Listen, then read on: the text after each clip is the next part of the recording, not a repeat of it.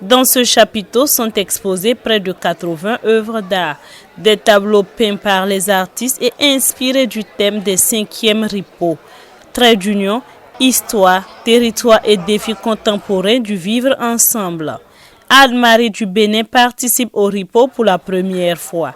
Elle est là avec ses 2 toiles sans titre, mais qui traduisent l'expression de l'homme toujours apte à se relever des difficultés de la vie. Il arrive des moments où la vie nous cloue au sol et nous sommes obligés de trouver les moyens de nous relever. Alors, ce moyen que nous arrivons à trouver représente pour moi le trait d'union dans le thème des Ripo 5e édition. Donc c'est le trait d'union que nous devons en trouver entre le problème et notre fort intérieur afin de nous relever pour mieux goûter à la vie, pour mieux voir la vie en rose. Alors voilà un peu ce que je voudrais expliquer à travers ces œuvres. L'artiste s'exprime à travers le pied de l'homme et ses tableaux en font foi. Marie-Anne laisse libre cours à l'imagination ou l'interprétation des admirateurs de ses œuvres. Pour moi, les pieds représentent le vecteur de marche de l'être humain. Une fois que nous sommes en position debout, c'est le socle qui porte tout le poids du corps humain. Et une fois que nous naissons, nous sommes appelés à marcher, nous sommes appelés à bouger. Et cela m'amène à dire que l'être humain est un éternel marcheur parce que nous allons marcher jusqu'à la fin de notre vie. On marche faire quoi? On marche dans quel objectif? On marche pour quel but?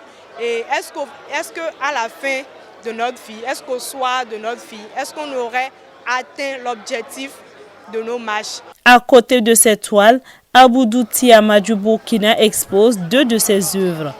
La première, il lui donne comme titre « À l'écoute des sages ». On y voit 2 personnages, l'un parlant et l'autre à l'écoute.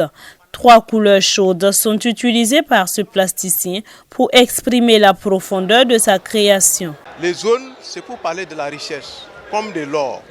Pour dire que quand on est à l'écoute des sages, on a une richesse. Et cette richesse n'est pas seulement matérielle, mais elle est intellectuelle et spirituelle. Donc, c'est pour dire que, et quand on écoute ces sages, en fait, on va sortir de l'obscurantisme, ce qui est noir en fait. Voilà, donc on va sortir de là et on va avoir beaucoup de connaissances. Aboudou Tiama présente aussi Ce n'est pas un rêve. Ce tableau traduit une histoire vraie contée par un vieillard. C'est l'histoire de la naissance d'une fille. Tous ces chefs-d'œuvre sont à découvrir jusqu'au 18 février prochain à l'espace culturel Naningo 6 au quartier Bilborgo de Ouagadougou.